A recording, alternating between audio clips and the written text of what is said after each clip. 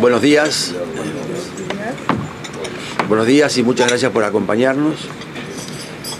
Yo escribí la semana pasada un artículo con referencia a la elección americana y quería plantear en ese artículo la visión de un latinoamericano sobre la elección. Y decía que aunque los americanos esta vez pensaban que la división era enorme y que se jugaba muchísimas cosas en esta elección, para un latinoamericano la cosa no era tal. Uno veía y cuando las instituciones están vigentes se da cuenta que el margen que tiene un presidente americano que es electo es reducido por precisamente el peso del Congreso y por el peso del Poder Judicial. Mientras que en nuestros países, los países que ya han perdido la democracia en América Latina, en cada elección nos va la vida. Uno puede al día siguiente de una elección ser exiliado o ministro. Y esa es una situación muy difícil de vivir. Entonces me acordaba, anoche en la presentación de la Feria del Libro, de que en el año 2003 Ricardo López Murphy fue candidato y estuvo a 2 puntos o 2 puntos y medio de entrar al balotaje con Menem, con lo cual seguramente Ricardo hubiera sido presidente en Argentina. Y entonces trataba de imaginarme cuán diferente hubiera sido nuestro país si hubiera sido Ricardo López Murphy presidente en el 2003.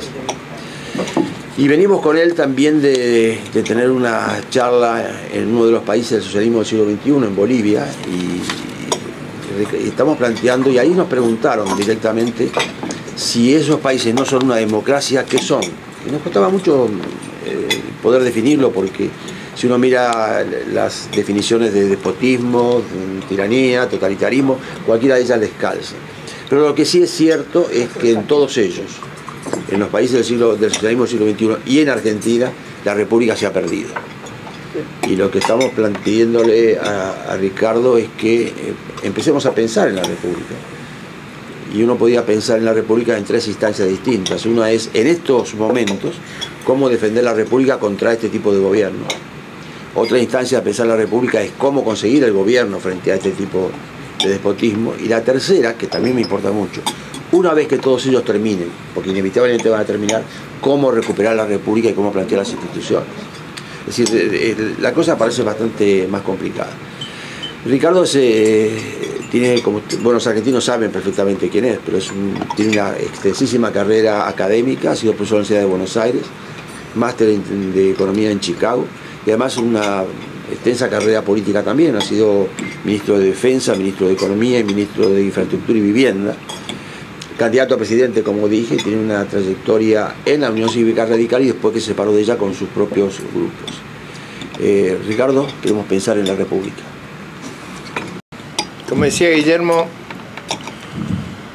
la temática es muy amplia y yo he elegido una avenida para lidiar con ella y esa avenida para lidiar con ella intenta ayudarlos a ustedes a provocar sus propias reflexiones sobre un drama que vivimos en Latinoamérica que está oscureciendo y a veces conspirando contra una situación que por otro lado debería ser excepcional para nosotros, porque se han alineado los planetas, o sea, todo lo que podía salir bien está saliendo bien para Latinoamérica, excepto nuestra aptitud para aprovecharlo. Ya las circunstancias más favorables no pueden ser y tenemos esta enorme traba que es un sistema político patológico con gobiernos que agreden esencialmente las libertades, pero sobre todo afectan dramáticamente nuestro futuro. Entonces, sobre esa base, y agradeciendo al Instituto, a Guillermo y a todos ustedes la cordial invitación, yo he elegido una temática que la voy a abordar brevemente. Tengo para hablar al estilo Chávez, pero digo, y estoy acostumbrado a hacerlo. Normalmente doy 4 horas de clase seguida, así que puedo, pero no voy a hacer eso. Voy a marcar los títulos de un tema muy decisivo y está poco pensado en mi país, pero supongo yo que en las otras experiencias bolivarianas también, para no decir en la Cuba de Armando, que es el día después. O sea, ¿qué hacer el día que esto caiga, que eso es probablemente el problema más complejo de cómo organizarlo y cómo trabajar sobre ello y cuáles deberían ser los criterios que orienten esa acción. El riesgo de que yo me extienda mucho en la exposición, producto de la temática, me ha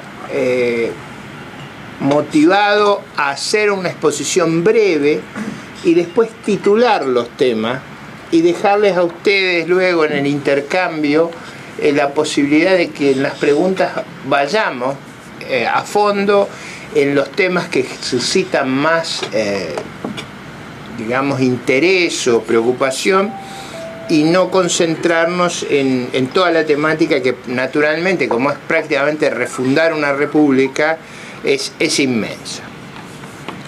Pensando qué criterios uno debería usar entonces en todos los países, pero yo me voy a referir en especial al caso de Argentina, nosotros hemos establecido una serie de prioridades que cuando ustedes las escuchen seguramente casi les va a desatar una sonrisa, pero es el problema al nivel que hemos llegado. A mí me parece que no hay salida en nuestros países si no hay una reconstrucción del Estado de Derecho, lo que en inglés se llama rule of law. Y ahí vienen algunos capítulos que han sido pulverizados por estas gestiones, como por ejemplo el respeto a la división de poderes. Es decir, la arquitectura de las repúblicas modernas, de los estados de derecho, parten de este concepto del control y balance. Por ejemplo, para ilustrar esta exposición, me voy a dar dos casos de violación de la división de poderes que son dramáticos.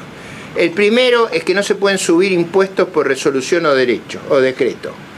En la Argentina, la Presidenta de la República sube arbitrariamente los impuestos, aunque está prohibido por la Constitución Nacional. Esto se hace sistemáticamente. Más aún, está esperando todo el país que ella diga cuánto impuesto al ingreso tenemos que pagar. Yo digo, esto es una cuestión increíble, pero ocurre. El segundo aspecto que me anoté de la división de poderes, porque eso es lo que yo creo que tenemos que revertir esencialmente, es que se desoyen los fallos de la Suprema Corte de Justicia. Es decir, la Corte falla una cosa y el presidente dice, qué novedad, y sigue adelante y desconoce los fallos. Imagínense lo que ocurriría en Estados Unidos si el presidente, si el señor Obama dijera, yo no voy a prestar atención a los fallos de la Corte. Es decir, ¿es concebible para usted en alguna organización institucional ese hecho? Y digo, eso ocurre habitualmente en la Argentina, en todos los temas. La Corte ha fallado en tres cuestiones que son muy llamativas, en las tres cuestiones prácticamente no se le ha prestado atención, se las describo porque tienen una importancia institucional extraordinaria. Primero, el gobernador de Santa Cruz, Néstor Kirchner, había cesanteado al procurador de la provincia, que era una suerte del fiscal de Estado. ¿Cómo lo cesanteó? Derogó el cargo y creó dos cargos equivalentes. La Corte Suprema en 8 acordadas, en 8 sentencias lo repuso. Todavía no lo han repuesto después de 20 años de luchar, el hombre se ha jubilado, se ha terminado y no hemos resignado a que la señora y el señor hayan desconocido abiertamente los fallos. El segundo es más impactante por su magnitud y su dimensión social. La Corte ha establecido que no se pueden manipular las jubilaciones. En la Argentina uno cobra de retiro lo que se le ocurre a ella. Por supuesto, en el caso mío estoy muy jorobado, voy a trabajar hasta el cajón, porque me ha despojado de todos mis ahorros y lo ha hecho de una manera brutal y arbitraria y no tengo forma de defenderme en el actual esquema legal. La Corte ha establecido que no se pueden desconocer las normas de movilidad de la Constitución. O sea, la Constitución establece, dada nuestra tradición inflacionaria, que uno no puede bajar arbitrariamente las jubilaciones negándole el ajuste. Bueno, ella lo hace. Lo hace y lo hace con tenacidad, o sea, contumazmente. Y aunque ustedes no lo crean, desconoce los fallos sistemáticamente y no hay consecuencia. Eso habla del problema que tenemos con la Corte. Si me lo desoyera a mí sería otra cosa. Y el tercer caso es más delicado todavía. La Corte, en la reforma de la Constitución del 94 se introdujo un capítulo muy negativo, pero tiene una explicación histórica, son los decretos de necesidad y urgencia, o sea, una forma de legislar para el presidente en una situación excepcional, que estaba previsto que fuera excepcional. Es como la Executive Order aquí. Ella usa la Executive Order todo el tiempo. Entonces la Corte le puso un límite bajo qué circunstancias se podía usar la Executive Order, lo desconoce totalmente. Entonces, cuando a mí me preguntan cómo sería la República después de ello, yo diría, bueno, habría división de poderes. El Congreso legislaría sobre impuestos, como ocurre en todo el mundo. El Poder Ejecutivo acataría los fallos de la Corte y no interpretaría el orden jurídico a su voluntad. Segundo punto, en el diseño institucional, en realidad no fue original nuestro, fue tomado de la Constitución de Estados Unidos, había dos límites a la concentración del poder. Uno, la división de poderes, y el segundo, el federalismo. Es decir, los dos mecanismos de control y balance eran el federalismo. Nosotros tenemos una situación en este momento dramática, donde se dictan leyes que contradicen abiertamente las facultades constitucionales. Para darle una idea y que tomen una dimensión, que no me he tragado un texto de instrucción cívica, sino que estoy haciendo algo que es extremadamente delicado. En nuestra Constitución, la propiedad de los recursos energéticos está en manos de las provincias.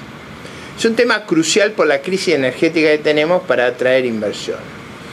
¿Qué es lo que ha hecho el Poder Ejecutivo? Ha dictado un decreto por el cual ella se atribuye la facultad de cancelar y revertir las concesiones. O sea, es un desconocimiento absoluto del marco institucional, y aunque ustedes no lo puedan creer, eso no se encuentra revertido.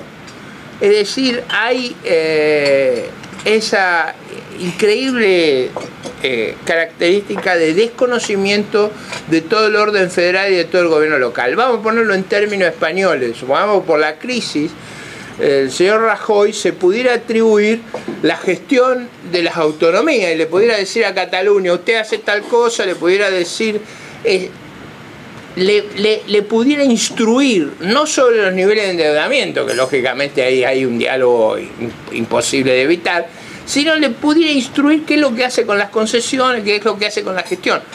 Imagínense que el gobernador de Florida tuviera que recibir instrucciones del presidente Obama. No resulta simplemente creíble. Bueno, eso nos pasa a nosotros, por eso ese punto de recomponer el equilibrio del poder pasa a ser un tema central. Tercer punto, yo sé que parece ridículo, pero es el respeto a la libertad de prensa.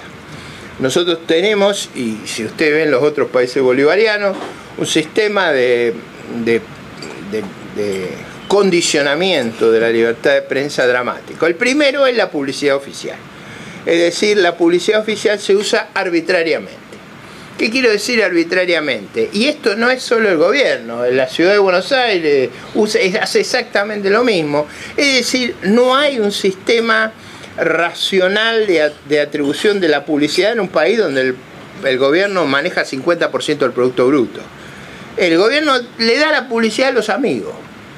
Entonces, los medios de prensa son artificiales, depende, usted puede sostener un medio de prensa sin lectores o con pocos lectores, y medios muy populares sufren el hostigamiento económico de carecer del principal agente económico, que es el gobierno. Y ahí también hay un fallo de la Corte.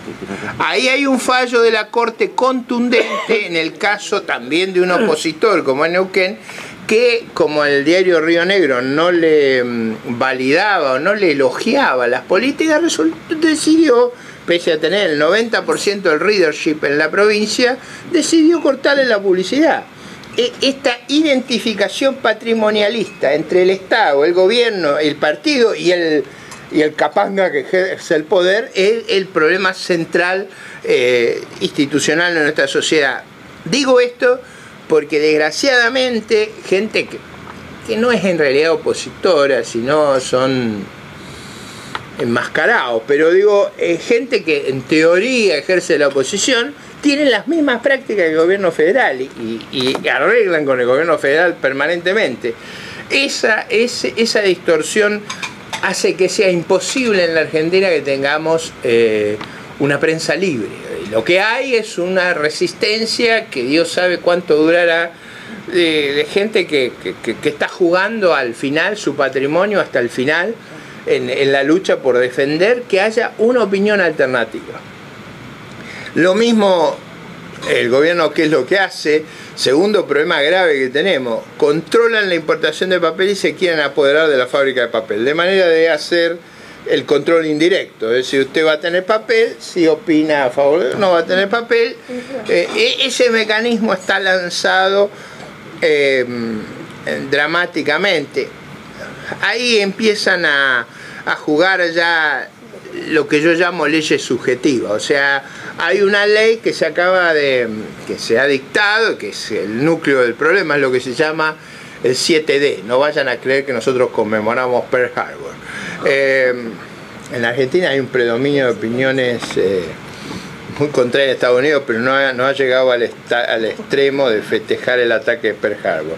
El 7D es cuando el gobierno ha establecido la fecha para hacerse cargo del principal medio independiente, del medio privado de prensa, y va en una ofensiva para eso y ha establecido la fecha.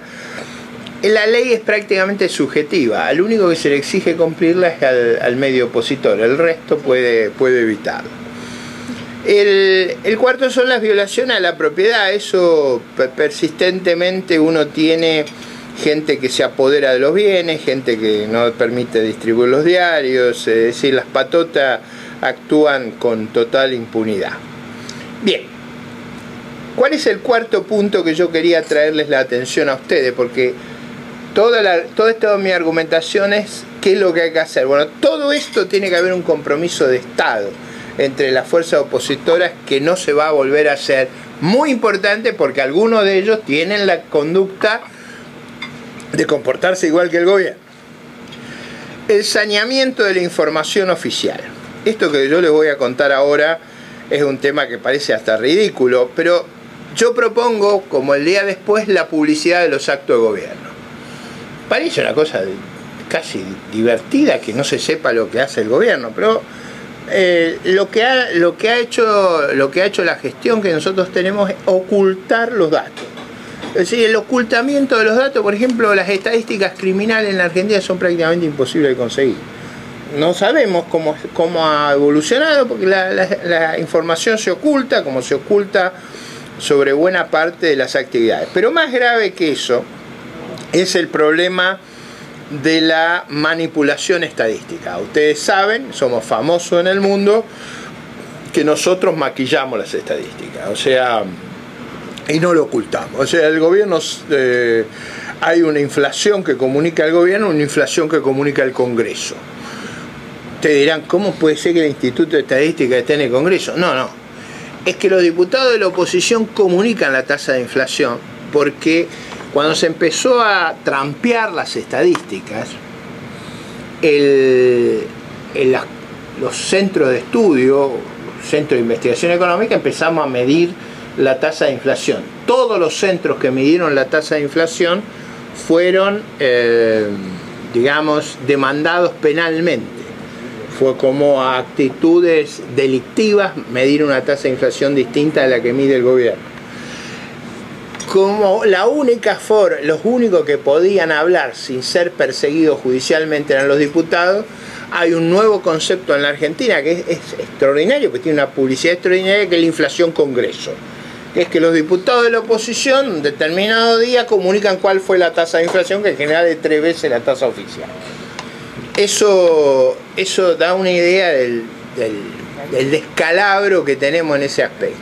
En ese sentido, rehacer la República, la agenda que Guillermo ponía, yo creo que un punto esencial es la autonomía de la agencia estadística y volver a tener una agencia estadística de la calidad que tuvimos, es volver a lo que tuvimos, que nunca había sido un tema de disputa. Nosotros teníamos uno de los centros de mayor calidad académica y estadística, nuestro Instituto de Estadística y Censo era de una gran brillantez, ha sido copado y tomado por esas patotas que fabrican una realidad que de fantasía, que llama la atención, pero que se nos ha hecho carne, que el gobierno puede fabricar la realidad, es decir, se nos ha hecho carne que el gobierno puede falsificar las estadísticas. Yo creo que un compromiso casi imprescindible entre las fuerzas del día después es vamos a sanear las estadísticas.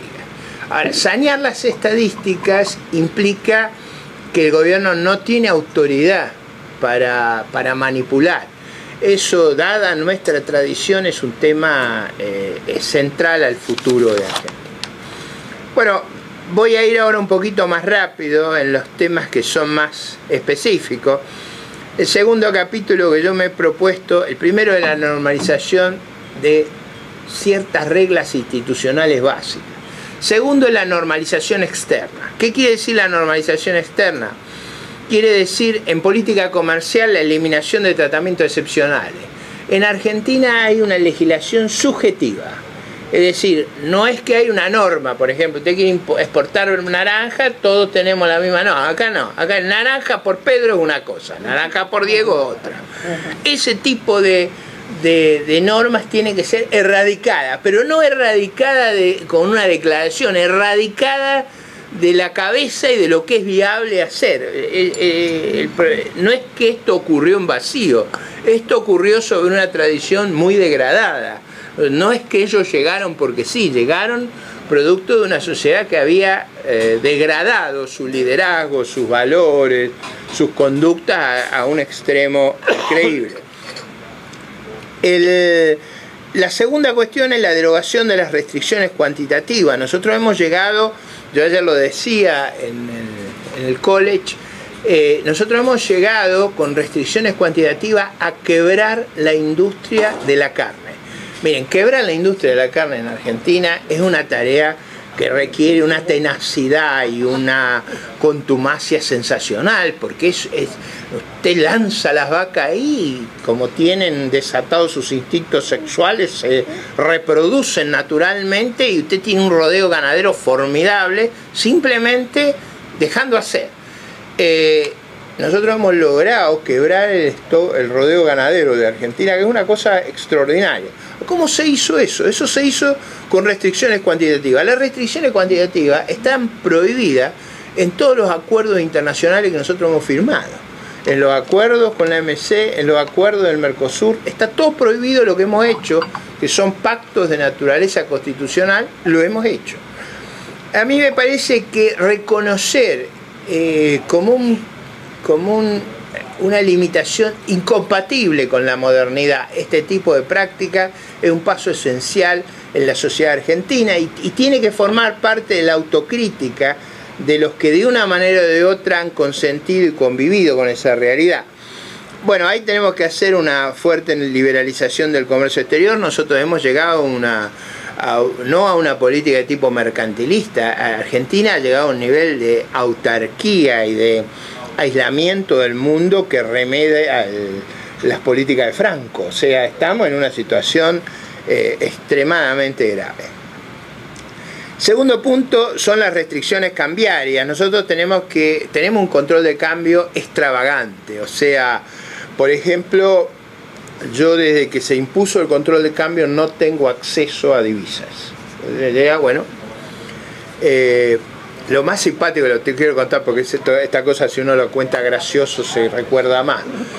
Mi mujer tiene acceso al control de cambio. O sea, mi mujer tiene acceso porque no lleva el apellido de casada, lleva el apellido de soltera. Entonces no la han... todavía el sistema computacional no le funciona perfecto.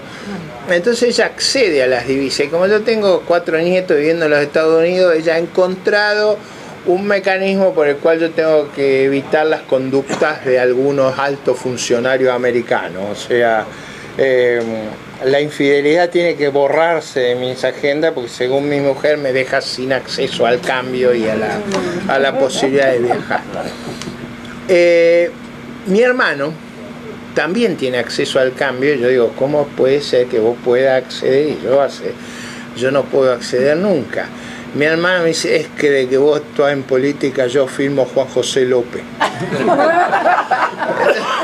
Pero digo, eso más allá de lo simpático del episodio, lo que les quiero decir, el control de cambio es un instrumento de un poder brutal. Usted queda preso. O sea, si usted no le autorizan, usted queda preso. Y ese mecanismo es un mecanismo, yo creo que fue una de las primeras medidas de Fidel Castro, el control de cambio. Y yo creo que eso es de un poder enorme. Entonces yo digo, control de cambio no se usa más en la Argentina. Y es una definición, a mí me cuesta horrores convencer a la oposición argentina que este es un punto central. Pero el control de cambio es el que permite la manipulación de la opinión, el que permite el control ambulatorio, y si usted tiene ese control, usted está en condiciones de sojuzgar a la gente de una manera extraordinaria. El tercer punto es un tema tan complicado, es que la convicción que tenemos de tener todos, que tenemos que normalizar las deudas. En Argentina pagar deuda es una cosa que no es popular. Nosotros tenemos un problema monumental con las deudas. Tenemos un problema con el Club de París, tenemos un problema con el CIADI, tenemos un problema con los holdouts, tenemos un problema con lo que hemos confiscado. Argentina tiene que aceptar que eso no es un estado normal y tiene que haber un compromiso explícito de normalización de todos estos excesos que se han cometido. Y digo compromiso hacia adelante porque el mecanismo sobre el cual vamos a fundar la República no puede ser el defaultear serialmente. Es decir, usted puede entender que en una circunstancia extrema un país no puede hacerse cargo de sus compromisos. Lo que no puede entender es que eso ocurra sistemáticamente. El cuarto punto que yo quisiera hacer énfasis es la normalización con nuestros vecinos. Nosotros vivimos en un conflicto permanente con nuestros vecinos, con los ríos, bueno, ahora hasta con Ghana tenemos conflicto. O sea, hemos logrado generar un clima de contencioso extraordinario a lo largo y a lo ancho del mundo. Bien, el quinto punto es la normalización de las actividades internas. Ahí hay dos cuestiones centrales que son la derogación del control de precios, y yo no lo miro como economista esto, lo miro como un mecanismo político. El mecanismo de control político es el control de precios. Yo le controlo los precios y lo llevo a usted al borde de la quiebra.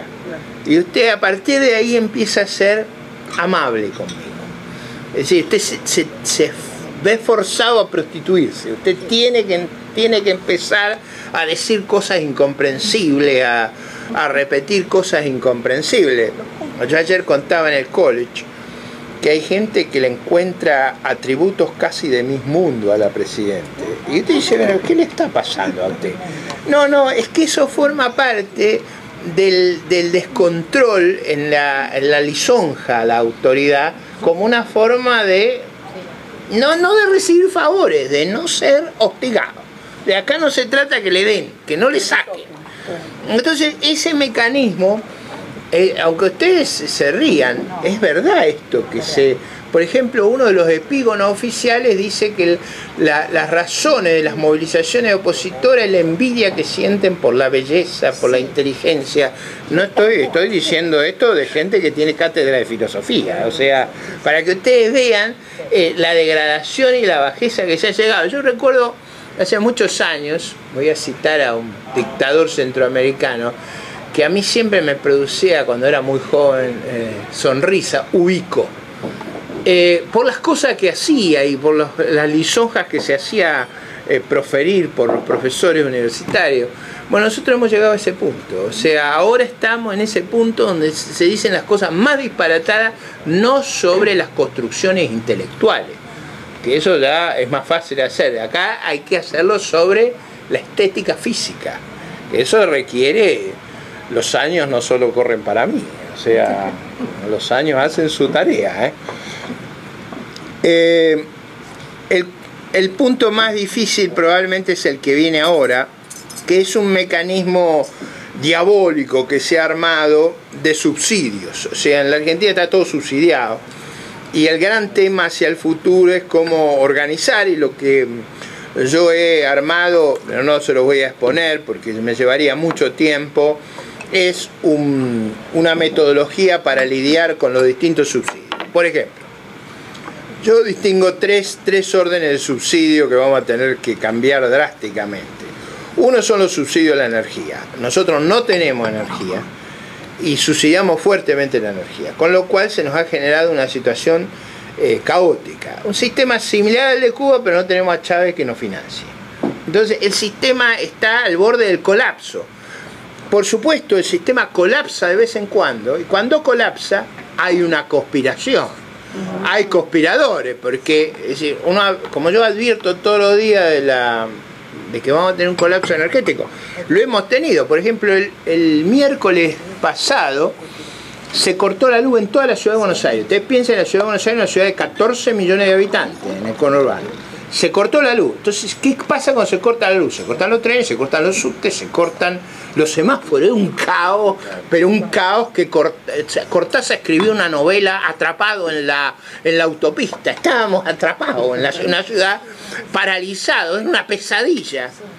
Y cuando uno dice, bueno, pero no, este problema era público y notorio que lo teníamos, no hemos invertido, son muchos años de decadencia energética, el argumento inmediato es, hay una conspiración, un atentado, con la desgracia que los mismos sindicalistas de la energía dicen, no hay atentado, el problema es que se le cayeron los árboles, porque nadie corta los árboles que están cerca de los cables de alta tensión, es decir, hay un problema de mantenimiento que alcanza niveles increíbles. El argumento de la conspiración. Yo creo que acá hay que tomar una decisión muy drástica, que es, no podemos convivir con esos subsidios. Ahora, sacar esos subsidios va a ser un shock grande. Y hay que partir de la base de que eso es insostenible en materia energética. En materia de transporte es más compleja la cuestión. Ahí hay un componente distributivo muy delicado. No lo hay en energía, pero sí lo hay en transporte, que es que la gente de menores ingresos, su principal gasto está en el transporte. Es una ciudad monstruosa la nuestra, la gente viaja 2 o 3 horas a trabajar y vuelve 2 o 3 horas, el costo es una cosa monstruosa, pero si uno quisiera hacer viable las transformaciones en la Argentina, tiene que ser consciente que va a tener que seguir subsidiando el transporte.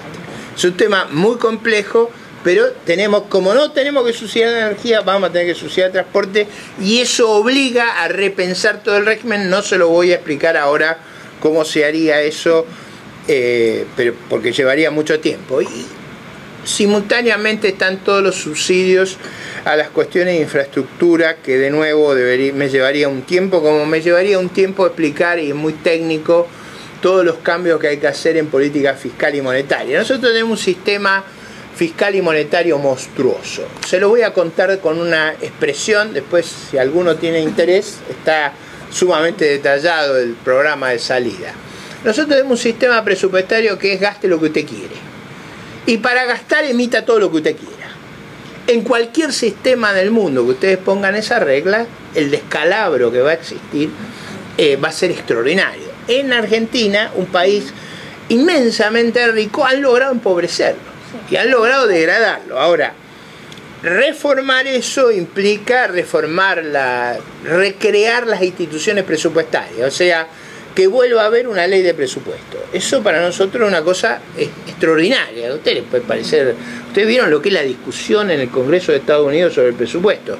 En Argentina no discute nada, se aprueba como si fuera libro cerrado, porque el presupuesto es irrelevante, ella gasta lo que quiere. Tiene superpoderes presupuestarios, entonces hace lo que se le ocurra. En esa circunstancia, recomponer la institución del presupuesto y que se convierta en la ley fundamental del ejercicio, es un tema de cultura más que institucional. Es recrear la idea que ahí es donde se hace la negociación y se establecen los límites, y allí es donde se establece el encuadre de las operaciones del gobierno. Eso es un cambio estructural en la Argentina, muy complejo, lo mismo que hace a la política tributaria. Allí yo planteo, nosotros tenemos un sistema tributario estremecedor. Yo les voy a contar dos impuestos que no hay en los Estados Unidos, pero que son muy importantes en la Argentina. O tres, si ustedes quieren, para que se ubiquen sobre lo que nos está pasando y sobre los cambios que hay que hacer.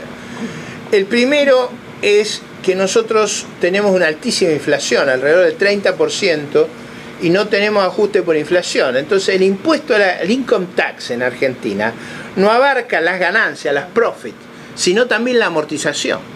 Entonces la tasa de impuesto puede llegar a ser extravagante. El segundo es que no ajustamos los brackets ni el threshold inicial de impuesto por inflación. Entonces gran parte de la resistencia social en Argentina, todos los sindicatos, ¿por qué se sublevan? Es una cosa que sería divertida acá en Estados Unidos. Las unions encabezan la lucha contra los impuestos. Como acá el Partido Republicano, allá es el liderazgo sindical, porque claro, el impuesto ha llegado a niveles absurdos y llega y presiona de una manera extravagante. Y después tenemos el impuesto a los cheques. O sea que eso es una cosa que de afuera no se ve, de un peso enorme. Cada cheque que nosotros libramos pagamos 1,2% de impuestos. Ahora, ese 1,2% de impuestos es una cifra extraordinaria en una economía que se ha bancarizado. Sumen ese 1,2% de impuesto al 35% de ganancia, al 1,5% de impuesto a los bienes personales. Eso más o menos, para que ustedes tengan una idea, transformen ese impuesto a un impuesto al income. La tasa de impuesto nuestra al income es alrededor de entre 50 y 60%, transformando el impuesto a los activos en un impuesto de flujo como hay acá.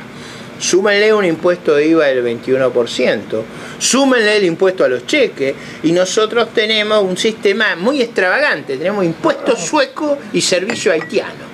Entonces esa combinación nos genera una resistencia social que la gente sale a la calle desesperada a protestar sin una dirección clara, pero protesta con un sistema que la agobia.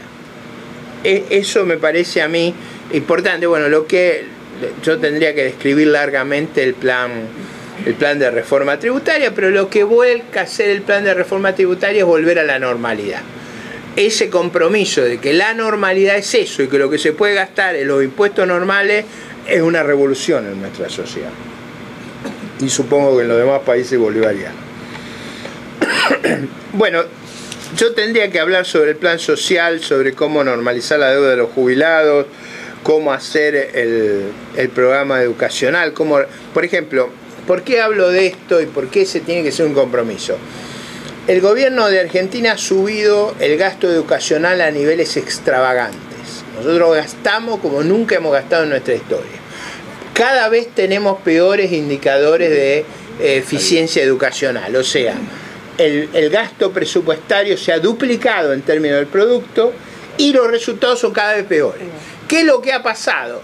El enorme gasto presupuestario ha sido capturado por los sindicatos que proveen la educación. Entonces, en lugar de traducirse en mejores indicadores educacionales, ha mejorado ciertamente el nivel de vida de todos los que reciben recursos, no necesariamente proveen enseñanza, sino reciben recursos a través del sistema presupuestario. Ahí viene otro tema, que es la priorización del empleo formal. En todas estas economías, todas las economías bolivarianas, se ha producido una explosión de la informalidad. En un clima de esta naturaleza, declararse subjetivamente exento es una tentación muy grande. Entonces hay mucha gente que se ha declarado subjetivamente exenta, o sea, opera al margen de la legalidad, y eso es extraordinariamente importante en nuestra sociedad. Déjenme, bueno, el resto tiene que ver con la recuperación de capital. Una de las cosas que ha pasado en nuestra sociedad, que yo creo que es el desafío más grande del día después, es que nos hemos descapitalizado enormemente. No hemos consumido las reservas de gas y petróleo, no hemos consumido buena parte de la infraestructura, no hemos consumido, por ejemplo, todo el capital de la Fuerza Armada. Es decir, hemos generado una descapitalización enorme en la seguridad social, en la energía, Uno de los problemas que tiene el próximo, cuando termine esto, el problema es que hay que recuperar capital. Ahora, en la vida lo que es fácil es persuadir a la gente que consuma, lo que es difícil es persuadirla que ahorre. Y va a tener que ahorrar mucho porque la sociedad se ha descapitalizado enormemente. Y ahí está explicado cómo reponer el régimen de capital. Déjenme los dos últimos puntos, cortamos y vamos a las preguntas. El primer problema, el tema clave hacia el futuro es entender que el gran desafío de las administraciones que vengan después de estos gobiernos va a ser subir la calidad del gasto público. Para que ustedes tengan una idea, el gasto público pasó de 30 puntos del producto en Argentina a 50 puntos del producto. En Estados Unidos están preocupados mucha gente porque la administración de Obama pasó de 35, 36 a 38 el gasto. Nosotros hemos pasado de 30 a 50.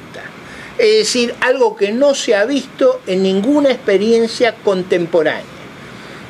Una vez que el nivel de gasto ha llegado a ese nivel, no hay posibilidad de pensar que la solución sea ampliarlo. La única solución que nosotros enfrentamos es mejorar la calidad del gasto. Mejorar la calidad del gasto en todas las sociedades implica un esfuerzo de gestión, de profesionalización del servicio civil, de hacerlo autónomo y de poner metas que los gobiernos en general en el mundo no están acostumbrados, pero va a ser el único desafío porque la avenida de mejora de la representatividad, de la calidad institucional pasa por ahí. No va a haber legitimidad si no somos capaces de pensar eso, liderar y gerenciar ese proceso. ¿Por qué le digo esto? Pues esto implica un desafío a la calidad del liderazgo político inédito. Y el último punto es que aunque a ustedes les parezca muy difícil, la Argentina, si hiciera todo esto, y acá viene la única nota optimista, es que tenemos una expansión posible formidable. Somos un país de enormes reservas energéticas. Lo que pasa es que para explotarla necesitamos capital. Y no podemos obtener capital si cada uno que viene a invertir lo robamos. O sea, no se puede conseguir, no hay forma que podamos funcionar si decimos, usted venga acá, pero una vez que viene perdiste. Ese esquema no es factible, eso tiene que estar en el corazón de las concepciones nuestras, que la confiscación es un atentado a nuestra propia subsistencia. El potencial es enorme, el potencial en toda la cadena productiva es extraordinario. Cuando yo le hablaba del régimen de impuestos, ustedes tienen que tener conciencia que nosotros le cobramos a nuestras exportaciones 35% de impuestos. O sea, no a lo que importamos, a lo que exportamos. 35%. Imagínense lo que es eso. En ese clima, en ese contexto, a mí me parece que la posibilidad de tener una muy fuerte expansión es muy grande. Va a ser una expansión para trabajar, va a ser una expansión para ahorrar, va a ser una expansión para modernizarse. Ahora, eso creo yo que es la esperanza que tenemos de que a pesar de todos los esfuerzos y todas las transformaciones que tenemos que hacer, hay un futuro mejor para los argentinos si volvemos a tomar el rumbo de la libertad. Muchas gracias. Gracias, Ricardo.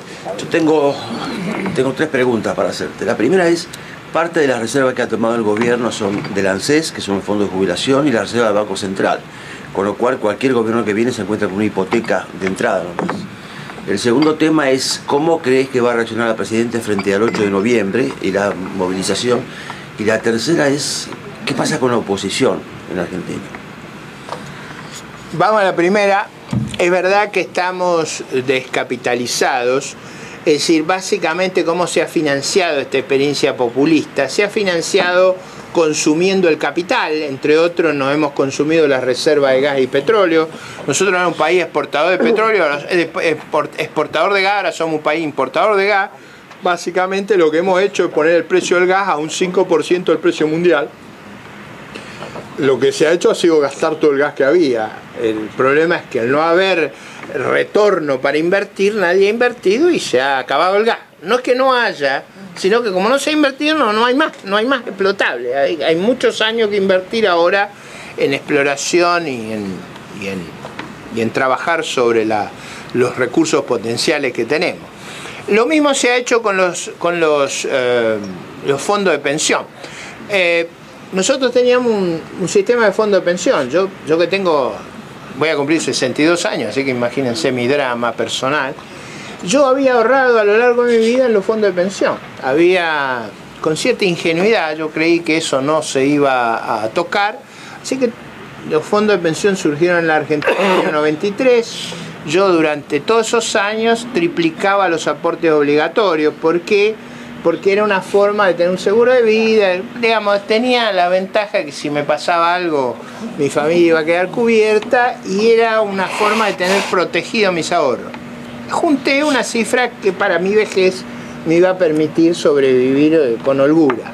Como lo hubiera hecho acá en Estados Unidos, lo mismo que hace la gente acá en Estados Unidos, en otros países. El gobierno se apoderó de esos fondos, me los confiscó, me los robó. Me dijo, pelito para la vieja, no lo tenés más, arreglátela. Y esa situación nos pone a muchos de nosotros en una situación de pauperización, ¿no? Imagínense ustedes si el gobierno les toma los ahorros de toda su vida. ¿Qué es lo que me promete el gobierno? Una pensión igual que los que nunca aportaron. O sea, me ha creado una igualdad de hechos, un igualitarismo que ni Fidel se hubiera imaginado. A ese fenómeno ha producido, yo creo, una crisis estructural enorme, porque obviamente todos tenemos juicios, y juicios contra las confiscaciones. Si volvemos a la normalidad, ese tema va a ser muy complejo de resolver. ¿Qué se hace con personas como yo, que han sido robadas de esa manera? Ese es un problema muy complicado. El tercer mecanismo que usa el gobierno: primero, la depredación de la reserva de energía; el segundo, la depredación de las reservas de la seguridad social; el tercero, la depredación del Banco Central. Nosotros, para pagar las deudas, ¿qué usamos? Como el gobierno no puede entrar al mercado de capitales porque confiscó los fondos de inversión adentro y afuera se imaginan que nadie está muy dispuesto a prestarle. ¿Cómo se financia el gobierno? Se financia emitiendo dinero. O sea, nosotros emitimos el 40% anual. Entonces, digo, es difícil no tener inflación cuando usted emite al 40% anual. Ese mecanismo es el mecanismo de financiamiento. ¿Qué es lo que ha venido ocurriendo? Hemos venido fundiendo al Banco Central. O sea, al Banco Central lo venimos llenando de papeles del Estado. Y lo que se ha acumulado ahí es una enorme vulnerabilidad. Ese problema está, por eso el país ha quedado descapitalizado, y cualquier programa futuro tiene que partir de la idea de que hay que recapitalizarse, y eso implica ahorrar en el futuro, y eso en nuestra sociedad no va a ser fácil. Segundo, ¿qué va a hacer la presidenta con el 8 de noviembre? Nadie sabe bien. Yo diría que en este momento está tironeada en dos interpretaciones del 8 de noviembre, y después voy a señalar la de ella propia. Las dos interpretaciones que hay es: los caceroleros son la reacción, son la burguesía, son los sectores privilegiados de la sociedad argentina, corrámoslo de la calle mediante la violencia. Esa es un poco la interpretación más a la izquierda, si ustedes quieren. La interpretación del Partido Comunista es: corrámoslo con la violencia. Es el Sabatella, el encargado de la Agencia de Control de la Prensa. Esa es su interpretación de lo que hay que hacer, que hay que correr a los caceroleros de teflón. O sea, vamos a correrlo de la calle con la violencia. Creo que ese camino nos depara horas muy trágicas. La segunda interpretación es la del peronismo más tradicional, que dice: bueno, escuchemos lo que está pasando. Acá nosotros hemos sido una máquina del poder. Ustedes saben que nosotros tenemos una patología que es el peronismo. Es una patología muy profunda, pero muy profunda. ¿Qué es el peronismo? El peronismo es una máquina de poder. Usted puede ser liberal, comunista, conservador, lo que quiera. La cuestión es quedarse en el poder. Si usted, el mismo que con Menem privatizaba, si ustedes quieren, hasta la policía, ahora estatiza hasta la gallina. Es decir, y siempre son los mismos, no es que cambian, es una patología. Yo no soy peronista, quiero aclarar.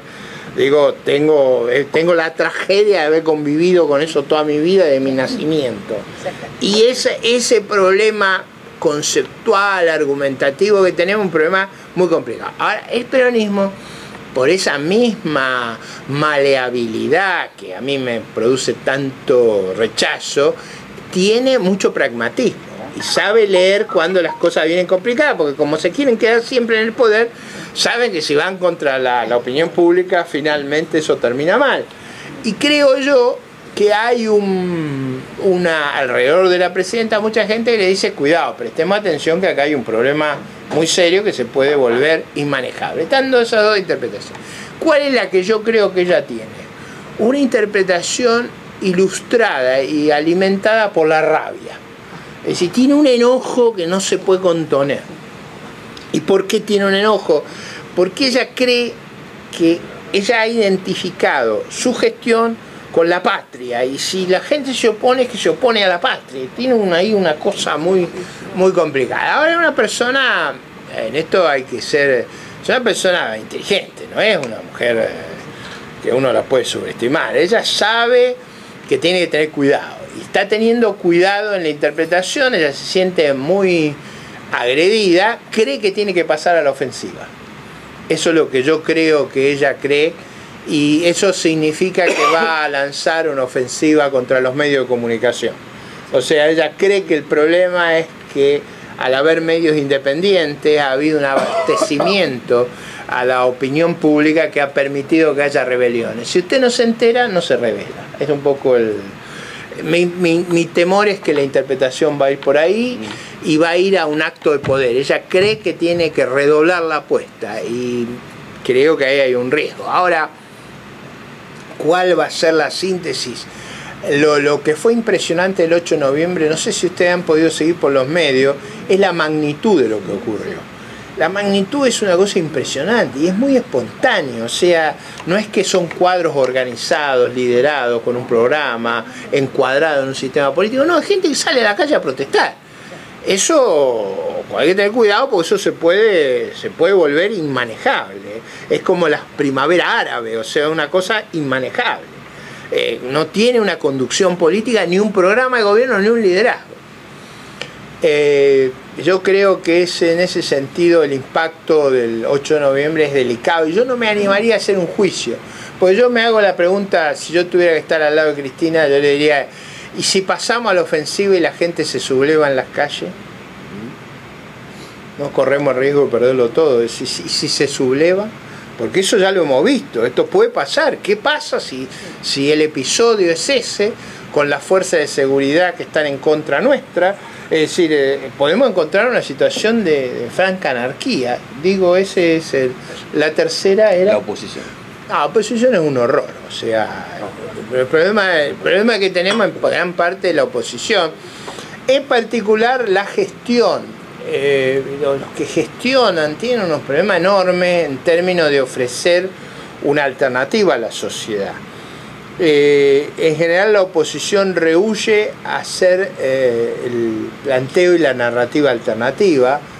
Lo que yo tengo en la cabeza que tenemos que hacer es lo que hizo la oposición venezolana, que aún derrotada ha logrado generar un bloque alternativo muy poderoso. Nosotros todavía estamos en el estadio donde no tenemos programa, no tenemos narrativa, es decir, no tenemos una explicación a la sociedad alternativa de lo que tenemos, y mucho menos estamos en condiciones de seleccionar candidatos.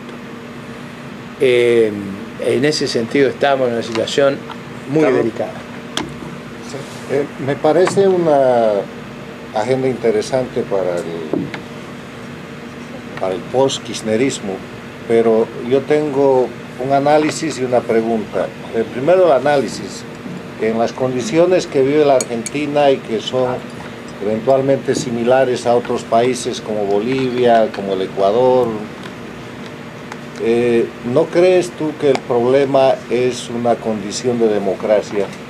Que la oposición, que es tan mala y que en otros lugares no existe, tiene el problema fundamental de que no tiene condiciones para desenvolverse democráticamente, y que lo que habría que hacer, tanto a nivel interno como a nivel internacional, es hacer que esa situación sea evidente, que la Argentina hoy día no es más una democracia, y que el mundo lo sepa y lo acepte así, que Bolivia no es más una democracia, que hay una crisis profunda de democracia en el Ecuador, etcétera, etcétera, para que haya una reacción tal vez similar a la que se produjo en la década de los 70 contra las dictaduras militares frente a gobiernos autoritarios o a gobiernos no democráticos civiles que usan los procesos electorales como instrumento de cobertura y de disfraz democrático.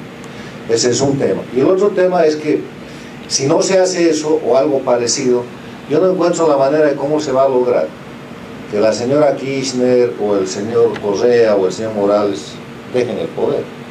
Ellos han creado una condición, unas condiciones más bien, de permanencia casi indefinida en el poder, que pasa por todo lo que tú has descrito, desde el control de la oposición, el control de los medios de comunicación, la violación permanente de los derechos de los ciudadanos, el centralismo y el control de la economía, y están llevando a sus países a un desastre económico que tardará en llegar. Y como tú decías anoche en tu exposición en el Miami Dade College, no creo que tengamos que confiar en una crisis económica para que se lleve a estos gobiernos. Creo que hay que hacer algo más, y el tema es en la Argentina cómo y cuándo. Yo diría, el primer esfuerzo es del liderazgo opositor, es actuar con firmeza, con determinación y de una manera aguerrida. Yo trato de hacerlo todo el tiempo posible y trato de ser ejemplar e inspirador. Y me da la sensación de que eso lo hacemos. Sin embargo, una de las dificultades enormes que hemos tenido para agruparnos es el tema del día después, es decir, la sensación que después de estos gobiernos viene la anarquía y el caos es algo que les da un enorme poder. Y yo creo que si no hay un programa razonable sobre el día después, es muy difícil acumular energía. Creo que tenemos que ser ejemplares, que tenemos que ser muy vigorosos y que tenemos que ir a un sacrificio inmenso. Yo lo digo en lo personal, yo voy a un sacrificio inmenso. Ustedes imaginan los discursos que hice acá, no es nada frente a lo que hago en la Argentina. Ahora, yo voy al núcleo del antro del poder oficialista. Ellos tienen un programa en la Argentina que es como la horquilla, ¿cómo se llama en Venezuela? La hojilla. El equivalente a la hojilla se llama 678. Yo fui al debate ahí. O sea, nosotros tratamos de crear el clima de liderazgo. Por supuesto que sería muy bueno que el mundo exterior escuchara y entendiera. Me da la sensación que hay conciencia en los países desarrollados, de las limitaciones que tenemos, pero esperan que la iniciativa la tome nuestra propia población, nuestra propia gente y nuestro propio liderazgo. Y así va a ser. Yo creo que ahí va a estar la clave del problema. Es verdad que esa toma de conciencia externa es sumamente importante y es el motivo que estoy acá. O sea, las persecuciones son muy duras, son muy complicadas, vamos a vivir momentos muy delicados. Eso me parece que, estando al lado de Armando Valladares, no tenemos que pensar cómo tendría que ser el ejemplo, ¿no? Es decir, miren la historia de él y comparen con esta historia. Todavía no falta para eso. Doctor, siguiendo con la línea de preguntas o de comentarios del colega aquí, en su juicio, ¿qué posibilidad usted cree que podría tener éxito la tentativa de una reelección de Cristina? Yo creo que ella, al revés, en ese sentido está más débil. Yo creo que el eslabón más débil es Argentina. O sea, de todos los países bolivarianos, el que está en una situación más crítica es Argentina. ¿Por qué razones? Primero, porque no tenemos los recursos naturales que tienen el resto. Somos ricos en recursos naturales, pero no tan ricos como Venezuela, como Bolivia. O sea, Bolivia es de una riqueza increíble. O sea, lo que pasa es que está gestionada de una manera increíble. Pero los recursos naturales, piensen ustedes que los precios de Bolivia se han multiplicado por 10. Los precios externos. Si debería vivir una euforia Bolivia. En Venezuela se ha multiplicado por 12 o 13. Debería vivir una euforia. Mire, para que ustedes se den una idea, ha sido tan desastrosa la política energética argentina que nos hemos quedado sin gas. Bolivia nos vende el gas a 5 veces lo que vale en Estados Unidos. O sea, lo que acá vale $2 y algo, allá a nosotros nos cobran 12. Ahora, ¿por qué ocurre? No, está bien que los bolivianos aprovechen la oportunidad. Digo, nosotros estamos, producto de nuestra locura, estamos sometidos a precios increíbles. Ahora, a pesar de eso, a pesar de esos precios, piensa que Bolivia nos vendía a 1.20 y nos vende a 12.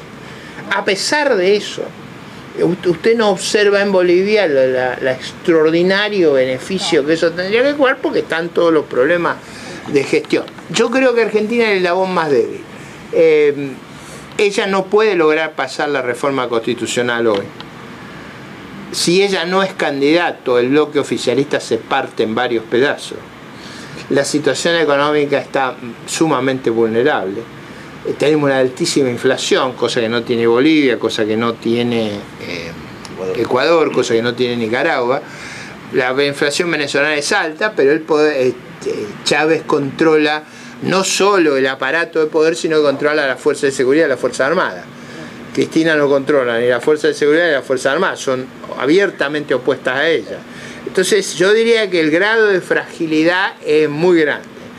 Lo único que ocurre de ventaja para Cristina respecto al resto de los países es que en el resto de los países hay oposición muy vigorosa, que en la Argentina no la hay, en parte porque los liderazgos están trastocados.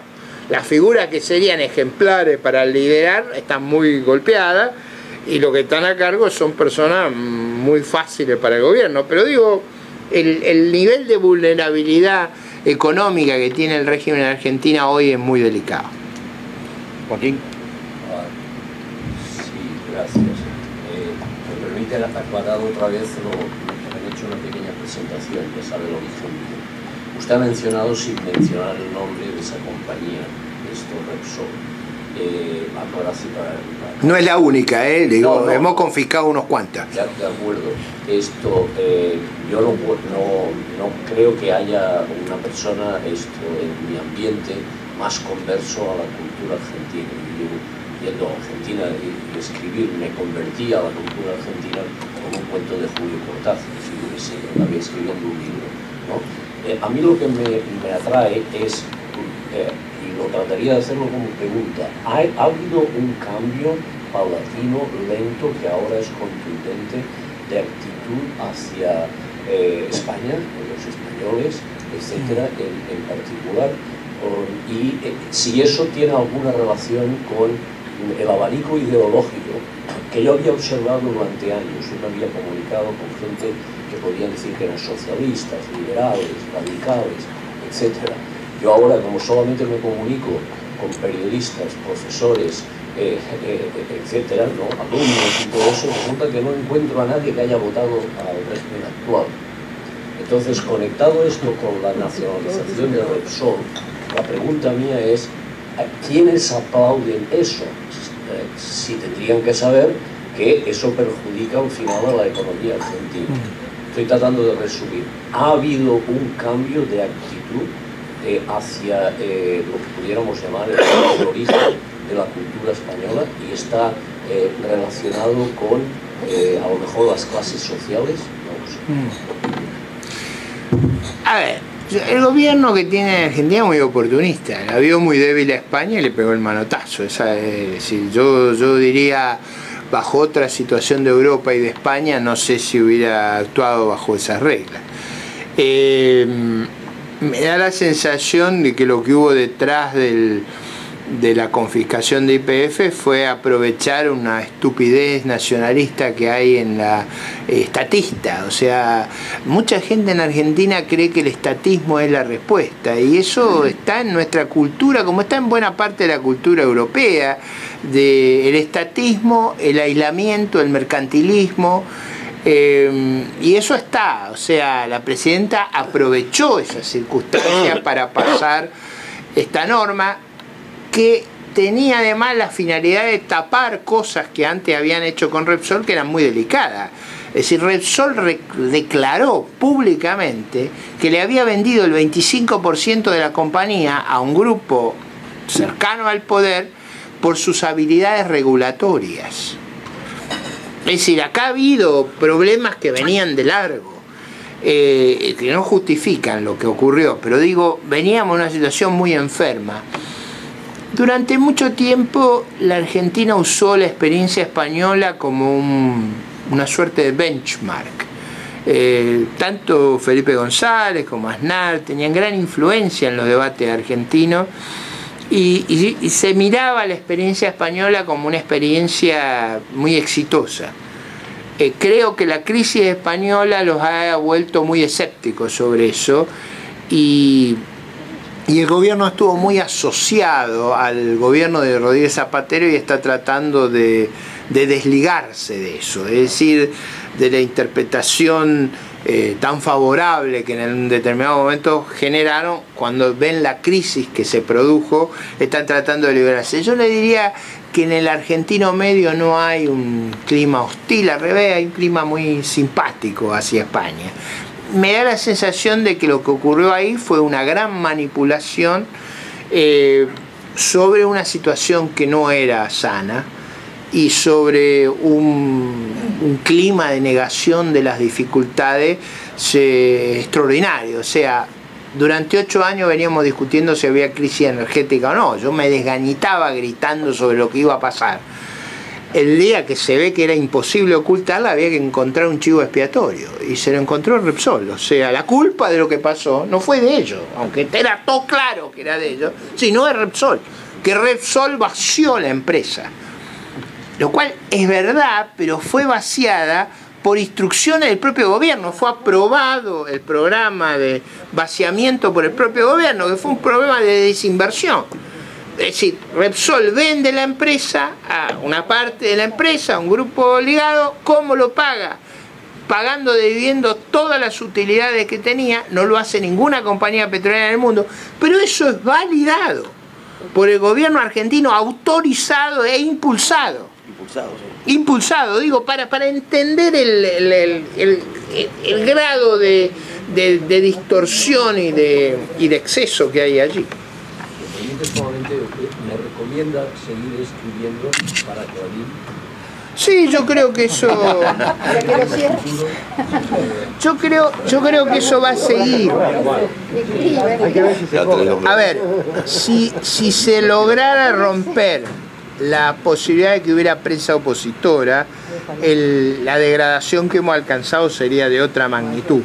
Yo creo que en ese caso ya hemos transgredido un límite muy delicado. Ahora, mucho depende de la resistencia. Cuando nuestro amigo boliviano nos preguntaba sobre las circunstancias de la resistencia, yo creo que en Argentina la resistencia ha comenzado a ser severa frente al régimen. Y mi sensación es que va a ser cada vez más severa. Yo quería, lo pasó muy rápido Ricardo, pero el tema fue el siguiente. El grupo Repsol le vende a un grupo amigo del gobierno el 25%, sin aportar dinero, sino a pagar con futuras utilidades de Repsol.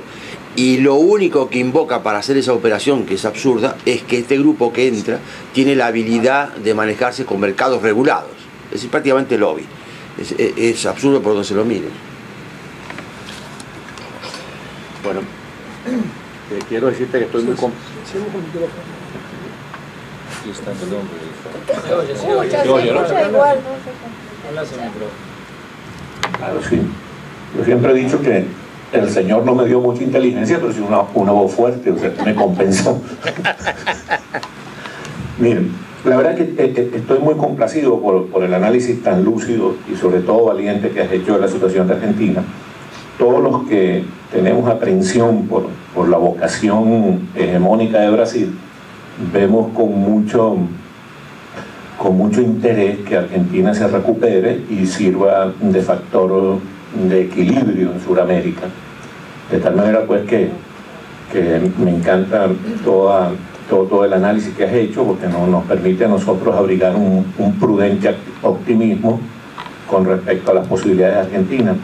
Pero hay algo que te quiero preguntar como conocedor profundo que eres de la realidad esta contemporánea tan laberíntica de Argentina. Y tiene que ver con el papel de Mauricio Macri como figura de la oposición. Con una oposición dividida, sin un programa alternativo, sin mecanismos fluidos de selección de liderazgo, enfrentando un gobierno central todopoderoso. ¿Qué otra cosa puede hacer Mauricio Macri que entenderse pragmática y tacticistamente con el gobierno central? Yo en general trato de evitar hablar de Macri en general. Yo he tenido un enfrentamiento muy fuerte con él y yo cuestiono su conducta y su línea política. O sea, no tengo una discrepancia de un nivel de profundidad extraordinario por cosas que yo he visto. O sea, ahí estoy como Tomás, yo pude meter la mano en la herida, así que sé de lo que estamos hablando. A mí me parece que él podría actuar de una manera transparente frente a la opinión pública. Transparente, explicando los problemas y señalando con claridad las dificultades y ofreciendo una salida vigorosa. Eso requiere, por supuesto, plantear en todo su dramatismo las cosas que pasan en la Argentina. Les voy a dar una figura histórica. Mientras yo enfrentaba con ferocidad al régimen, él saltaba baches haciendo campaña. Nunca hablaba del gobierno. Es decir, él convivía con él. Y le fue bien con eso. Por supuesto, a mí no me fue bien. Es decir, a los que enfrentábamos al régimen nos cateaban y a él le creaban ese clima favorable. Ahora, ¿cuál es el problema de eso?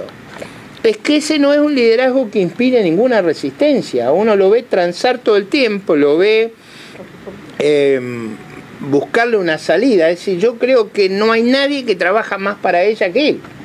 Entonces, es muy difícil que eso inspire. Uno puede decir, no, bueno, es táctico, forma parte de una estrategia de supervivencia. Bueno, pero el problema es que eso alimenta los negocios, o sea, los negocios de su propia familia y de sus amigos. Entonces, eso a mí no me resulta creíble. Cuando el grupo que lo rodea es el grupo más beneficiado por el poder, no me parece creíble. Y yo trato de no hablar de él, en Argentina no hablo nunca, después de haber puesto blanco sobre negro los problemas y las cosas que yo viví. Trato de no hablar porque eso quiero evitar que haya excusas que dividan a la oposición.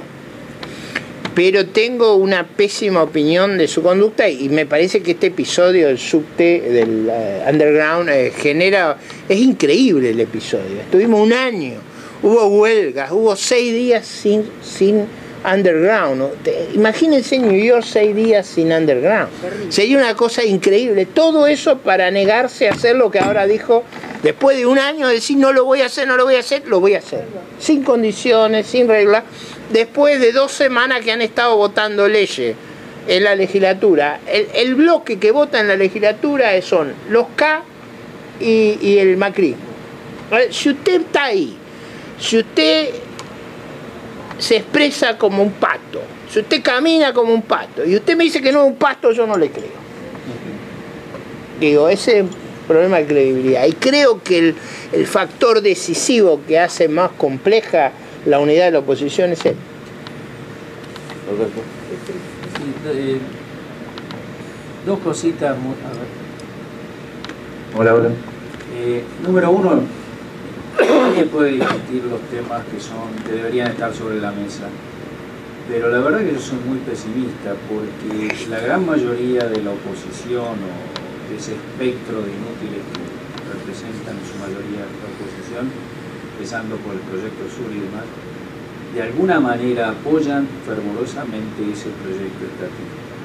Y lo que yo noto en la Argentina de hoy es que uno habla y en su gran mayoría no están de acuerdo con el método, pero sí están de acuerdo con el fondo. Entonces no tengo mucha esperanza de que tengamos un país racional como el que deberíamos tener para salir adelante.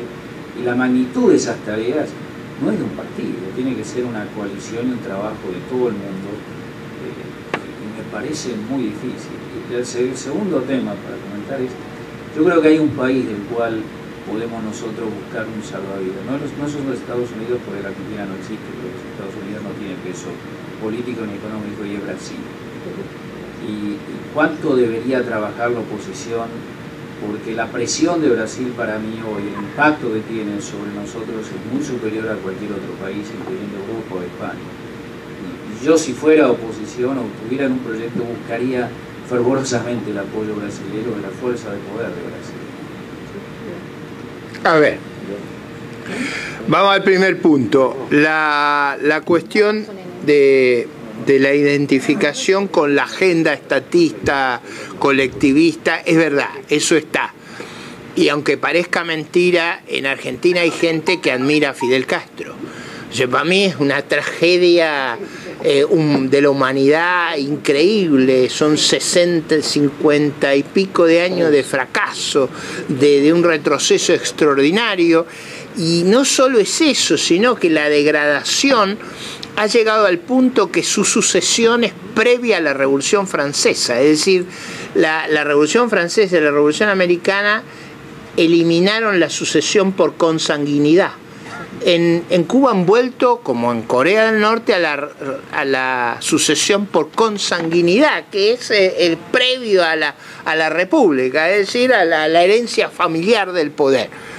Ese mecanismo tan catastrófico, esa situación de fracaso abrumador, es para una parte de la opinión argentina todavía imposible de digerir.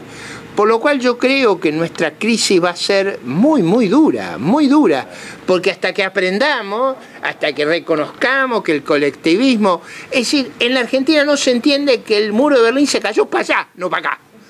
Es decir, lo que se cree es que cayó el capitalismo, no está todo mal.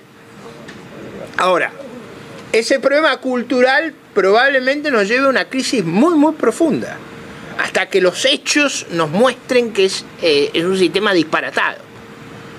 Eso yo coincido que este problema está, y ese problema fue muy duro en las elecciones.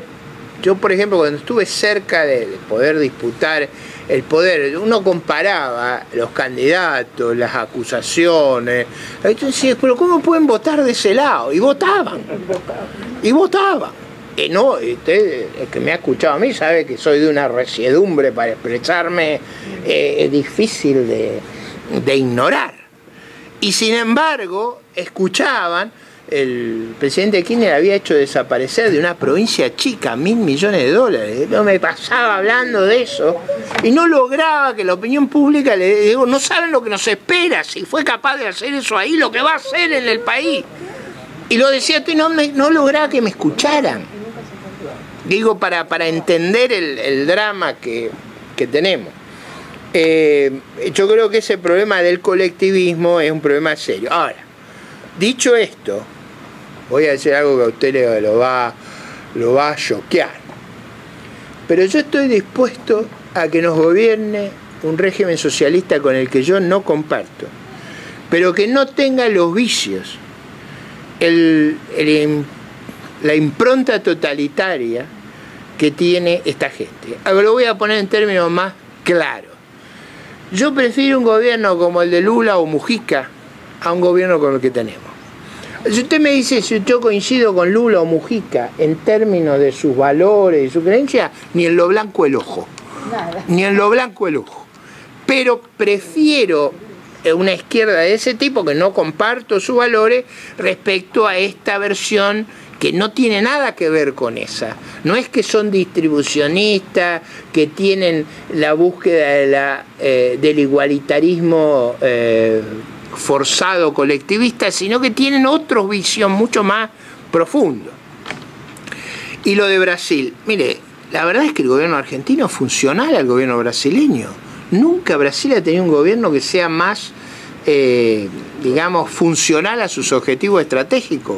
Es decir, la agenda argentina ha quedado totalmente subordinada a la agenda brasileña. Yo diría, nada le interesa más al liderazgo brasileño que tener un gobierno tan subordinado como este. Hacen lo que quieren. O sea, cualquier alternativa va a ser mucho más autonómica de Brasil que lo que es este gobierno. Este gobierno es el único lugar que tiene para ir es Brasil. Entonces va a Brasil y se subordina a Brasil. Yo esa estrategia no la comparto. Uno de los grandes debates que tuve en la Argentina fue con un canciller de este gobierno, que había hecho una cosa que era increíble. Había ido a pedir un lugar en el Consejo de Seguridad para Brasil, o sea, un lugar permanente. Una cosa increíble que nosotros abogábamos por lo que los brasileños no se animaban a abogar ellos mismos. Bueno, eso creo yo que... yo no tengo ningún prejuicio antibrasileño, simplemente digo, tendríamos una conducta autónoma, no seríamos un peón de brega. Tamara. Sí, doctor, hay un notorio retraso cambiario y hay una reticencia enorme del gobierno de tocarlo. Cuando uno lee por atrás lo que pasaba en 1999, en 2000, estaba el blindaje, el crédito puente, todo. La industria de exportación no puede competir y no es su rubro, son todos los rubros. ¿Cuál es la razón para la cual no se entiende que si no tocan el cambio no hay futuro para un ingreso de divisa más constante producido por la vía de las exportaciones? Sí, yo le diría, en el 99-2000 teníamos un problema, pero que tenía una naturaleza más transitoria que esta, o sea, teníamos el problema de una caída muy dramática de los precios internacionales. El tipo de cambio hoy está mucho más atrasado y apreciado que en el año 2000, o sea, los problemas de competitividad hoy son muchísimo más graves que en el año 2000. El sistema de control de cambio es un sistema diabólico porque los está perjudicando y no saben cómo salir de eso. Y cada vez va a ser peor, o sea... Y cada vez van a tener que devaluar más. Es que no, ellos van a tratar de evitar eso hasta el momento que sea inmanejable la situación. O sea, eso va a ser una degradación permanente, o sea, nos esperan horas muy duras ahí, ¿eh? No hay memoria histórica.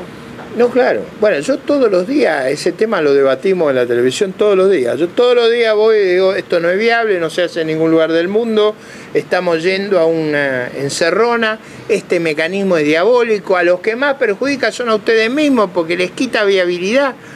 Y sin embargo insisten, ese experimento, como es el experimento colectivista, algo que nos gusta hacer, el experimento de reevaluar el tipo de cambio nos ha gustado históricamente. O sea, ¿qué quiere decir reevaluar el tipo de cambio? A la Argentina le gusta tener salario en dólares espectaculares, porque eso nos permite viajar por todo el mundo, nos permite, es decir, una cosa de subir artificialmente el nivel de vida nos ha encantado.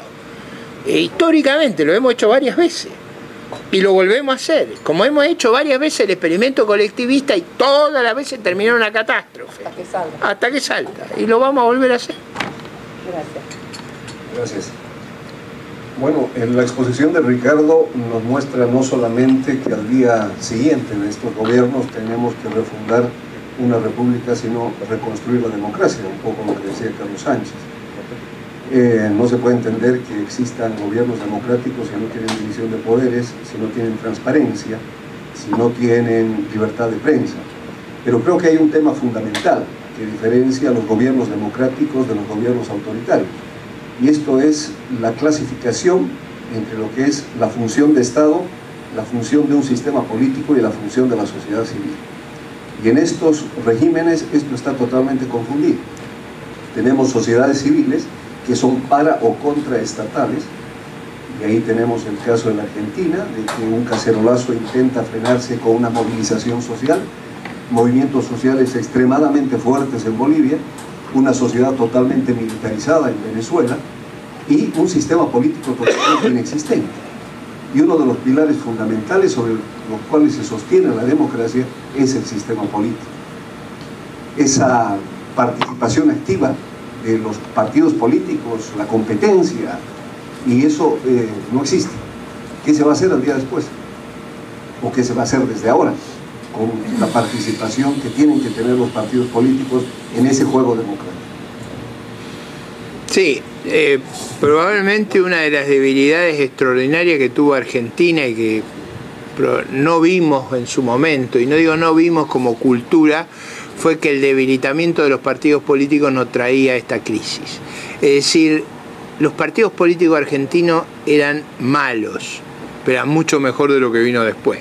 Es decir, un sistema político sin partidos, sin mecanismo de canalización de las demandas sociales, sin mecanismo de intermediación, termina en un mecanismo cesarista como este. Si yo tuviera que volver a vivir mi vida, y no tengo esa pretensión, yo que he militado en partidos políticos, los he defendido, hoy lo hubiera hecho con muchísima más energía. O sea, el régimen de partidos políticos, un régimen genuino y vigoroso de partidos políticos hubiera evitado esta catástrofe. En su momento, a mí la calidad de nuestros liderazgos me abrumaba. Yo siempre cuento, en una de las crisis, un funcionario de los organismos multilaterales me llama y me dice: no puede ser, Ricardo, que no podamos hablar con ninguno. No habla en inglés ni el presidente de la República, ni el canciller, ni el presidente del Banco Central, ni el ministro de Economía. No habla nadie. Es decir, era increíble que en este tiempo llegáramos a una circunstancia donde la calidad de nuestros liderazgos era de una pobreza extraordinaria en términos de formación, de exposición, eran sumamente parroquiales. Y uno a veces era severo con eso. Si yo pudiera volver para atrás la vida, lo que hubiera hecho, que lo traté de hacer, pero lo hubiera hecho mucho más fuerte, hubiera sido fortalecer el sistema de partidos políticos. Yo creo que eso permite que haya una sociedad civil independiente, permite que haya mecanismos de control y balance, permite la formación de la sociedad en visiones alternativas. Después que vivimos esto, a mí me ha quedado la sensación de que esa falla que tuvimos cultural de fortalecer el sistema de partidos políticos, y digo esto, los intelectuales, y yo fui muy partidario de los partidos, pero igual no tuve la firmeza para reconocer que con todo su defecto eso era mucho mejor que la alternativa. Y digo esto, y yo fui un defensor abierto de los partidos políticos y milité y fui su dirigente y su convencional, pero no lo hice con esa convicción que lo tendría que haber hecho. Si perdemos esto, lo que viene es una feroz dictadura y eso se nos viene sobre nosotros. Eso no lo hice para que no sea encontrar la piedra en el ojo ajeno y no la viga en el propio. Nosotros tuvimos una actitud de desprecio a la democracia formal, a la democracia liberal, siendo yo fuerte defensor, pero digo, en general tolerábamos que se hablara mal de lo político, que nos riéramos todo de sus limitaciones, de su ignorancia. Teníamos un liderazgo malo, pero ese liderazgo es infinitamente mejor de lo que vino. Marcelo. Doctor López, muchas gracias, me complace realmente que haya aceptado esta invitación de venir a nuestro pequeño foro con sus palabras llenas de sapiencia y experiencia. La patología, como usted, para usar un término que usted usó, de estos gobiernos populistas, tornados en autocracia, es la misma con matices en Argentina, Venezuela, Ecuador, etc. Inclusive la oposición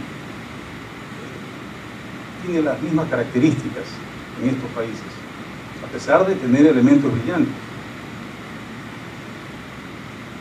A mí me parece que el mundo conoce que en estos países no existe democracia, está claro. Y al interior también la gente lo sabe. Lo que pasa es que para mucha gente en nuestros países, yo soy ecuatoriano, el hecho de recibir un bono o de recibir un subsidio o un cargo público, una esperanza, es suficiente. Y que el gobierno sea o no sea democrático no importa, porque además no tenemos una tradición democrática sólida como para decir que nuestros pueblos van a defender una aspiración democrática. Me parece que debemos más bien comenzar a hablar o explicar al pueblo, a nuestro pueblo, que la pobreza, ¿verdad?, o el bienestar no pasa solo por recibir un bono, un subsidio, un sueldo de funcionario público, sino que hay otros indicadores que tienen que ver, ahí sí, con la institucionalidad democrática, con que haya un sistema de justicia, una seguridad jurídica, que haya una seguridad policial, que haya una seguridad social, que haya un sistema de salud, digamos, viable, ¿verdad?, que haya en definitiva, un Estado que funcione adecuadamente. Y esos indicadores hacen que tal vez un país que no tenga petróleo y que pueda tener un sueldo mínimo como lo que puede haber en Argentina, por ejemplo, pero sin embargo tenga más institucionalidad y por lo tanto el índice de pobreza sea mejor. No sé si me explico. Es decir, explicarle esto a la gente para comenzar a hablar más bien, ya no de gobiernos de izquierda ni de derecha, ni de democráticos ni antidemocráticos, sino de gobiernos responsables. Es decir, que sea esa nuestra narrativa, como usted decía, de que lo que queremos son gobiernos responsables, en donde el Estado funcione y por lo tanto el índice de pobreza baje, pero porque se unen tanto los ingresos que puede tener la gente como el beneficio intangible de vivir en un Estado democrático. Sí. Yo coincido con eso, esa es parte de la narrativa, el atractivo de vivir en una sociedad abierta.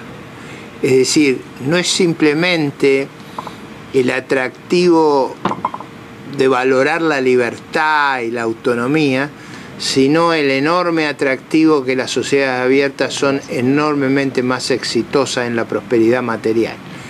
Me parece que eso que dijo usted es crucial. Eso debe formar parte de la narrativa de la oferta alternativa. Y yo coincido con usted, hay una muy baja valoración de las libertades, de la autonomía de la sociedad civil, de los valores de la sociedad abierta, y hay una subestimación de los costos que esto tendrá.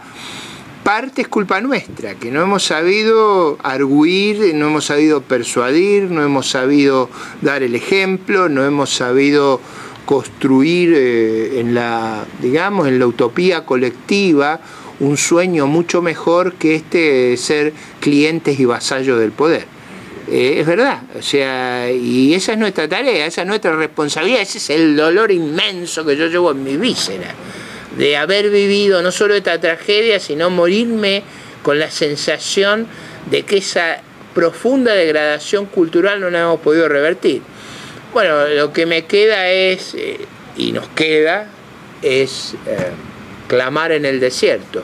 Eso sí, tenemos que ser ejemplares para clamar en el desierto. No vamos a revertir esto pareciéndonos. Tenemos que ser muy diferentes. Tenemos que ser figuras que resultan enormemente atractivas. Yo, por ejemplo, debo confesar que estoy muy orgulloso de estar al lado de Armando Valladares. Yo no lo conocía, pero siempre admiré su lucha, su resistencia, el dolor profundo de la prisión. Y yo digo, ¿cuántos somos nosotros de ejemplares y de paradigmáticos para nuestra gente? Me decían algunos de los ciudadanos argentinos que nos acompañan que yo, por ejemplo, soy una persona que refleja mucho respeto en la sociedad argentina. Sin embargo, voy a la elección y me pulveriza. Esa cuestión de recomponer los valores morales en nuestra sociedad es un tema central. O sea, ¿por qué votamos a los bandidos? Es una cuestión, y no digo en el gobierno solamente, en la oposición, hay todo un clima de que las cosas más degradadas son lo que podemos ser. Y yo creo que hasta que no cambiemos eso es muy difícil. Por eso esa narrativa que usted dice, de construir la valoración de gobiernos responsables, uno diría que tengan accountability, que respondan, que se hagan cargo de sus actos. Bueno, eso sería un cambio dramático. Eso requiere que el patrón cultural sea diferente. Y me parece que los liderazgos que estemos allí vamos a tener que ser ejemplares. Ahora es duro ser ejemplar, ¿eh? Es una cruz pesada. Joaquín, brevemente, sí. Quería hacer un comentario sobre la integración regional. Usted perteneció o militó en el Partido Radical. En ese experimento llamado Mercosur, ¿qué es lo que ha cambiado desde el momento que Alfonsín y Sarney forman ese ente y con la actualidad? ¿Cuál es la actitud del gobierno argentino, el papel de la presidenta, sobre todo después de que se ha ampliado, entre comillas, esto Mercosur con la entrada de Venezuela? El proyecto ha sido destruido objetivamente. O sea, el proyecto Alfonsín Sarney, ampliado con Sanguinetti, ampliado con Paraguay, tuvo la lógica de convertirse en una unión aduanera, un mercado común, digamos, mirando el ejemplo de la Unión Europea. Y eso duró hasta que llegó esta gente. A partir de ahí, todos los fenómenos de integración fueron destruidos, tanto que le bloqueamos a Uruguay un puente durante varios años, o sea, desconocimos todas las normas, es decir, todo eso está quebrado. ¿Qué ha quedado del Mercosur? Como un club de amigos al que usted concurre sin ninguna obligación. Y si usted quiere, muy subordinado a la estrategia brasileña. Pero la estrategia brasileña tampoco es, simplemente no me hagan una barbaridad muy grande.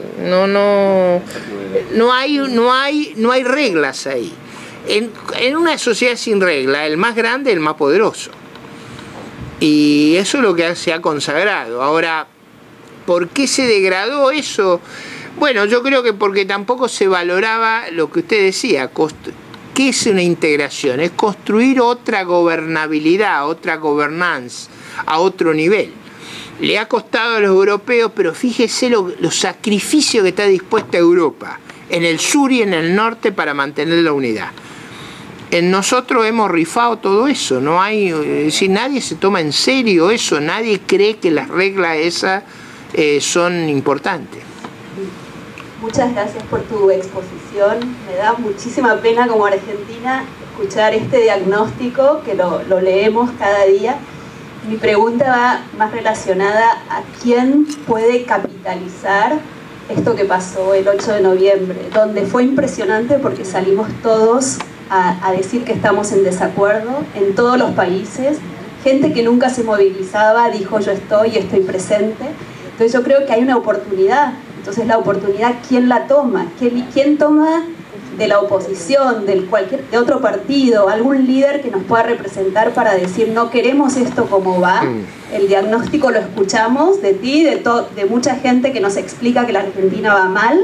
Yo hablo de contingency planning con mis clientes, de la crisis que se viene. O sea, les advierto que viene una crisis, pero ¿quién en mi país me va a representar para que esta movilización tenga éxito, ¿no es cierto? Sí. Nos cambie, porque lo que queremos es cambiar. Entonces, ¿cómo vamos a hacer para cambiar esto que a nadie nos gusta, ¿no? A ver, vamos a aprovechar la pregunta. Por suerte ha habido una reacción. Lo que es increíble es que a lo largo de 9 años no hubo una reacción. Ahora ha habido reacción, lo cual es una buenísima noticia. Pero es solo el comienzo. Esa reacción, ese rechazo a hechos que llevan muchos años produciéndose, es bueno, llegó muy tarde, ¿no? Creo que ahora la tarea que nos cabe es la tarea de la oposición venezolana. Generar un programa, generar una narrativa, generar un mecanismo de coordinación política y tener generosidad. Eso yo a este último punto le tengo pánico, porque hay un vedetismo increíble. Entonces, generosidad quiere decir renunciar. Y esa renuncia yo no los veo, digamos, no los veo trabajando para eso. Pero digo, lo que nos queda es esa agenda. Armar el programa el día después, lo que yo traté de hoy sugerirle cómo sería el día después. Hay que armar una narrativa para persuadir a la sociedad civil. Hay que armar un mecanismo de coordinación política. Yo diría que las personas que pueden capitalizar esto, yo ni las sé quiénes son. Me da la sensación que los que somos más veteranos no deberíamos ser un obstáculo. Es decir, por muy vigorosos y ejemplares que hayamos sido, no deberíamos ser un obstáculo. A mí me parece que gran parte de la astucia de la oposición venezolana fue que las figuras más destacada era gente muy joven, como María Corina Machado, como Capriles, como López, como ¿cómo se llamaba el otro? El Pérez. O sea, surgió toda una generación muy joven que me parece que tiene la frescura de ofrecer algo nuevo. Me parece que las personas como yo, más allá de que tengo una alta autoestima, creo que tenemos que hacer lugar y ayudar a cohesionar y a generar el programa y actuar en consecuencia. Me parece que nos falta mucho, o sea, pero el comienzo está. O sea, por primera vez la población ha salido a las calles a protestar. Eso es un cambio extraordinario. En realidad el régimen tuvo un gran consentimiento. O sea, fue extremadamente popular el régimen. La presidenta ganó el año pasado con 54% de los votos. Yo estoy seguro que más de un tercio de los que protestaron la votaron. Entonces, creo que ahí hay, para comprender el problema, yo creo que ellos han tenido una enorme popularidad en la población porque la sensación de prosperidad era muy generalizada y esto de pagar los servicios públicos a una décima parte de lo que valen, a todo el mundo le gusta eso. Entonces, creo que ha comenzado la recuperación. Va a llevar tiempo, estamos rezagados respecto a Venezuela en términos de lo que necesitamos organizar. Estamos en un sentido con mayores posibilidades porque en Venezuela el control del poder es mucho mayor que el que tenemos en nuestro país. Recuerden ustedes que Venezuela se puede dar el lujo de un desperdicio incalculable, un país inmensamente rico. Nosotros, siendo ricos, no somos tan ricos y la cuestión económica va a acelerar el proceso, pero yo diría empezó por primera vez los ciudadanos se pronuncian contra un sistema que ha sido horrible desde el comienzo. La pregunta que nos tenemos que hacer es ¿cómo puede ser que 9 años hayamos soportado esto sin decir pío? No, mi caso, que vivía protestando como un... Yo tenía un amigo que me dijo que tenía que hacer terapia. No, pero me dijo, pero vos no te das cuenta que sos una sola persona que protesta, que vas a las esquinas a hablar y te van a escuchar 10, 15 personas, ¿no te produce alguna reacción eso? Es decir, y no lo hacían de una manera graciosa y todo el mundo se reía de los que resistíamos, como diciendo, pero ¿cómo no entendés los méritos de esta gente? Eso se decía, por eso yo digo, ojo que acá ha habido mucha complicidad social con el sistema. Entonces la reversión es una reversión compleja. Yo por suerte ahora estoy aliviado de la terapia, ya no estoy solo en la resistencia. Última pregunta, Carlos. Está bien, ¿no? Es tarde, es muy tarde. Una pregunta solo. Sí. ¿Cómo avasalló tantos poderes la presidenta? ¿Usted qué le parece con respecto a los alquileres que en la segunda época de Perón congeló alquileres de negocios, de casas, y se está escuchando eso? ¿Qué le parece que puede pasar? No, a mí me parece que pueden cometer cualquier cosa, no hay límite, o sea, no hay check and balance, no hay límite. Puede ser eso. Todo puede pasar, o sea, cualquier exceso está a disposición. Lo que creo que esta vez los excesos van a encontrar resistencia en la calle. Es decir, las personas que nos oponemos no vamos a ser mandadas a terapia. Esto que yo les cuento no es un tema...